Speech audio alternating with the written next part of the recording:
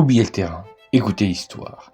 28 juin 1998, la France bloque pendant 113 minutes sur un seul homme. Un défenseur de 32 ans la délivre d'un seul geste, en inscrivant le tout premier but en or de l'histoire de la Coupe du Monde. Stade Félix Bollard de Lens, 38 000 spectateurs. La France, pays organisateur, dispute son huitième de finale contre le Paraguay.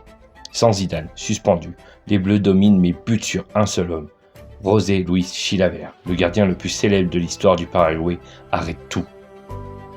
Plus le match avance, plus l'anxiété monte dans les tribunes et sur le terrain. Le Paraguay, regroupé, défend comme jamais. Chilavert est immense. Les Paraguayens espèrent tenir jusqu'au tir au but, et avec Chilavert dans les buts, ils se voient déjà en quart de finale. 114e minute, Laurent Blanc, défenseur central de 32 ans, monte dans la surface adverse. David Trezeguet lui dévie le ballon de la tête. Blanc ajuste d'une frappe de l'extérieur du pied droit. Le ballon passe sous les bras de Chilavert et entre dans le filet. Le match s'arrête immédiatement. C'est la règle du but en or. Le premier qui marque en prolongation gagne. Ce geste de Laurent Blanc est entré dans l'histoire. C'est le tout premier but en or jamais marqué en Coupe du Monde. La France ira en finale.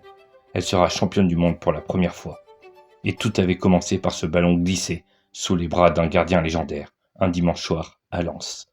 L'histoire est racontée. Place au terrain.